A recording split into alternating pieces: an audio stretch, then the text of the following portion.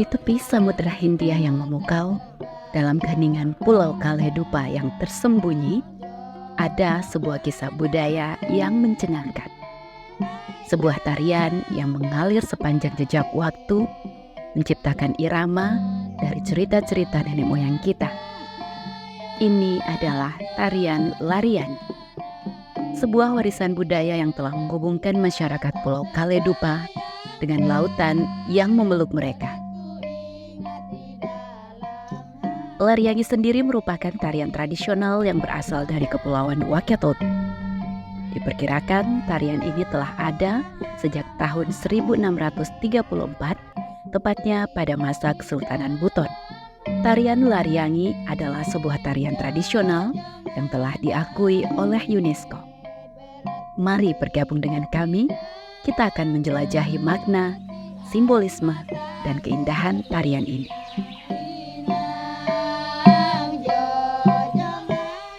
Tarian Lariangi memiliki akar sejarah yang mendalam, melampaui generasi-generasi.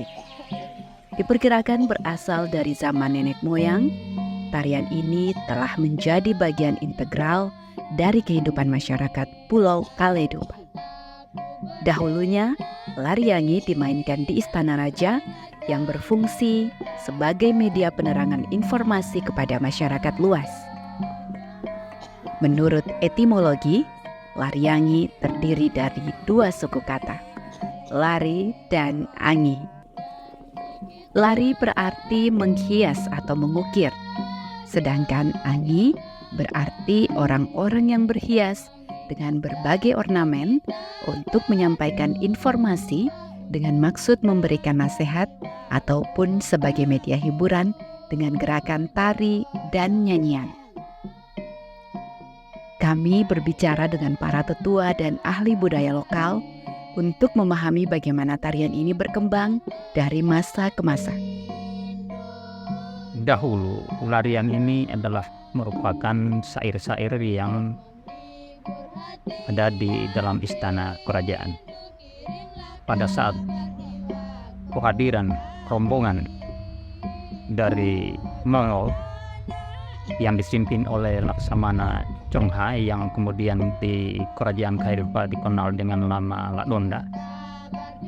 Sejak saat itu, maka Lariangi mulai dibentuk untuk menyambut tamu-tamu kerajaan yang datang di kerajaan Kaledupa.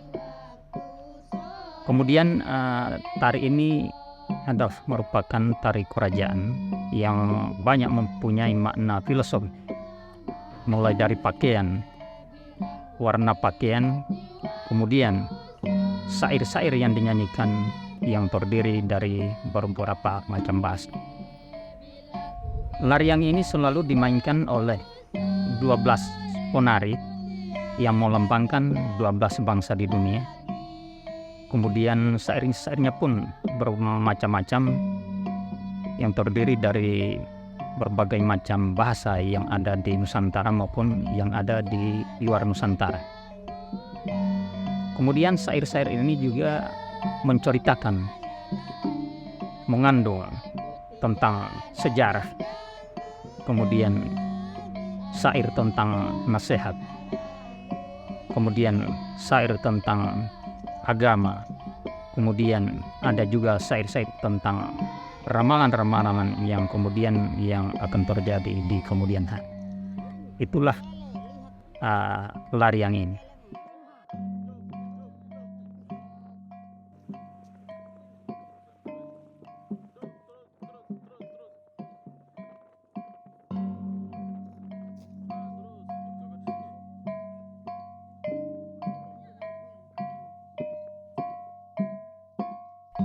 Setiap gerakan dalam tarian Laryangi memiliki makna yang mendalam.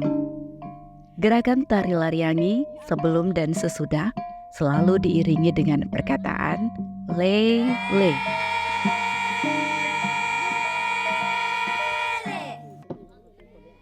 Le maksudnya tari Laryangi siap ditampilkan. Begitu pula sebaliknya. Tari ini berdurasi 10 menit. 8 orang perempuan cantik menari dan bernyanyi. Tarian didominasi oleh gerakan duduk dan melingkar dengan mengibaskan lenso atau kipas. Dalam pagelaran, para penari perempuan memberikan lenso atau kipas pada tamu pria. Dan tamu pria yang telah diberi lenso atau kipas ini wajib menari bersama dengan para penari ini. Klimaks tarian ini berada di akhir tarian, yaitu gerakan yang dinamakan dengan ngibing. Dalam bahasa daerah disebut ngiwi. Ngiwi dilakukan oleh 2 orang penari lelaki. Mereka menari mengelilingi 2 orang penari perempuan.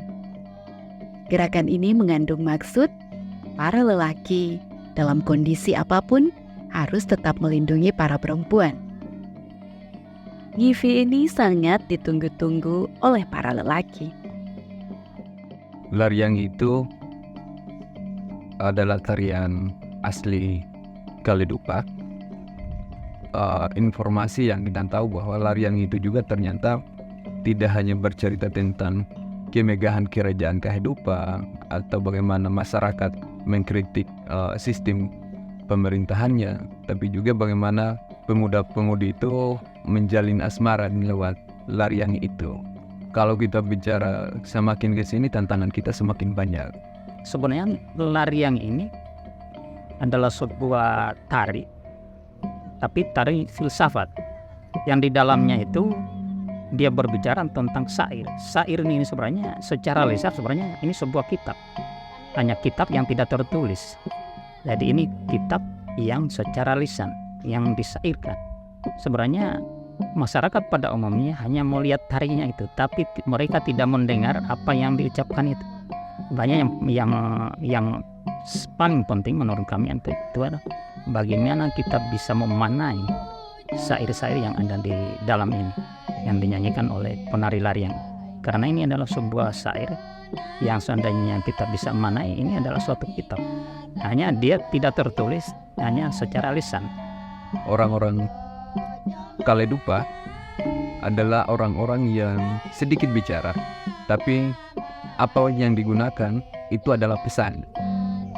Kalau kita bicara Laryangi mulai dari panto sampai gelang kaki kerondo itu adalah pesan. Setahu saya kalau kita bicara simbol di Laryangi, di bagian kepala ada 3 panto yang model payung itu.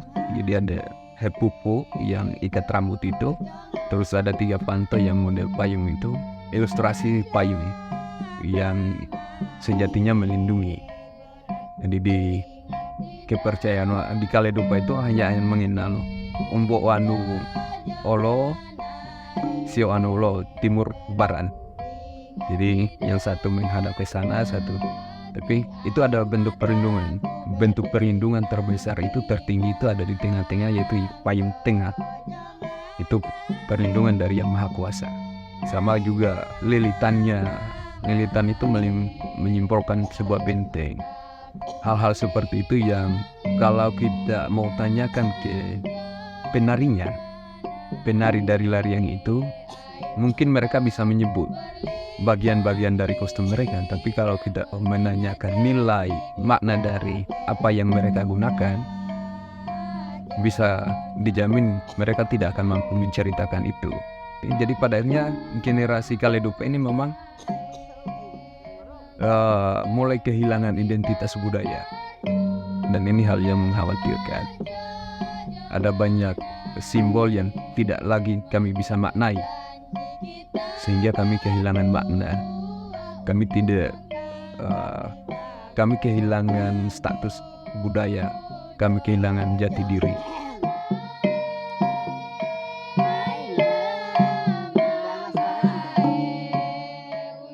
harapan daripada lembaga adat pada pemerintah, marilah kita bersatu, karena lembaga adat ini bekerja ini bukan untuk lembaga adat. Lembaga adat ini bekerja sebagai mitra pemerintah. Tugasnya ini sebenarnya melestarikan adat budaya, sejarah, agama. Jadi tugasnya itu adalah membantu pemerintah, terutama pemerintah di Kabupaten Wakatobi dalam hal pertama pelestarian adat istiadat, budaya, sejarah, dan agama. Ini adalah tugas daripada lembaga adat yang ada di Barataka ini, Pak. Terus terang saja bahwa di zaman perkembangan di modernisasi ini sudah ada orang-orang yang mau berubah atau mau memodernisasikan daripada mulai dari pakaian dan lain-lain ini. Sebenarnya itu yang sebagai tanggung jawab sebagai lembaga adat ini sangat bijak, yang sampai dirubah mulai dari pakaian dan lain-lainnya. Ini adalah merupakan tugas daripada lembaga adat, dan mudah-mudahan masyarakat juga bisa sama-sama menjaga daripada kelestarian larian ini. Harapan saya sebagai pengelola Sanggar Asa menginginkan agar tari Lariangi di Kecamatan Kaledupa tidak cepat punah, sehingga kami sebagai pengelola Sanggar Asa selalu mengambil langkah untuk memberikan informasi kepada masyarakat Kecamatan Kaledupa, terkhusus kepada pemerintah kecamatan, untuk selalu memberikan informasi kepada masyarakatnya agar ketika ada anak-anak mereka yang mau melakukan latihan tari Lariangi, kami sebagai pengelola Sanggar Asa selalu siap untuk melatih dan membina mereka. Di masyarakat Kaledupa hari ini, Lariangi ini terus dilestarikan. Contohnya mulai dari desa-desa ini selalu mengadakan latihan, yang kemudian di desa itu ada guru tari, ada sanggar, dan apalagi di setiap tanggal 17 Agustus di perayaan Hari Kemerdekaan ini selalu ditampilkan, baik di tingkat desa, di tingkat SMP maupun di tingkat SD. Ini selalu ditarikan sehingga mudah-mudahan tari ini tetap terjaga, tetap terlestari di Kaledupa Wakatobi ini. Tarian Lariangi di Pulau Kaledupa resmi diakui oleh UNESCO sebagai bagian dari warisan budaya dunia. Kami melihat momen bersejarah ini dan bagaimana pengakuan ini mempengaruhi masyarakat setempat. Selain itu, kami juga menyelidiki peran penting yang dimainkan oleh pengakuan ini dalam pelestarian tarian Lariangi dan budaya Pulau Kaledupa secara keseluruhan. Kami berbicara dengan generasi muda Pulau Kaledupa yang menjadi penerus tradisi tarian Lariangi. Apakah harapan mereka untuk masa depan tarian ini? Bagaimana mereka berusaha menjaga warisan budaya ini tetap hidup dalam era modern? Saya lebih memilih tarian Lariangi karena tarian Lariangi adalah tarian yang berasal dari tanah kelahiran saya, yaitu Pulau Kaledupa. Dan juga saya mempelajari tarian Lariangi agar kedepannya nanti saya bisa mengajarkan kepada adik-adik saya. Saya belajar Lariangi dari umur 9 tahun sampai sekarang. Saya akan berusaha agar tarian Lariangi tetap terjaga dan tidak pernah termodifikasi, mulai dari gerakannya, pakaiannya, dan juga lagunya, agar keaslian dari tarian Lariangi tetap terjaga. Kan di dalam syair ini kan setiap syair itu kan satu syair selesai, habis itu pindah ke syair lain. Ini kan kalau dibukukan itu kan akan jadi satu kitab. Jadi syair ini bukan satu syair saja. Nah, bermacam-macam syair dari berbagai, ada bahasa Melayu, ada bahasa Arab, ada bahasa Kaledupa kuno, ada bahasa Wolio, macam-macam bahasa. Pentingnya ini sebagai suatu sejarah, kemudian sebagai suatu warisan yang kalau kita lihat ini merupakan suatu kebanggaan bagi kita masyarakat, Kaledupa dan Pakatobi ini untuk bahwa sejarah ini pernah terjadi seperti itu dan ini termuat dalam syair-syair ini. Hanya kemudian karena sekarang itu kita tidak pernah ceritakan lagi. Kalau orang-orang tua dulu suka menceritakan kepada generasi bawah, dulu di zaman ini seperti ini, zaman seperti ini. Ini sudah termuat di dalam syair-syair.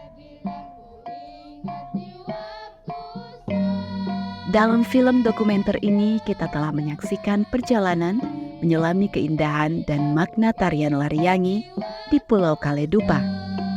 Kita telah memahami betapa pentingnya menjaga warisan budaya ini agar tetap hidup dan berkilau bagi generasi mendatang.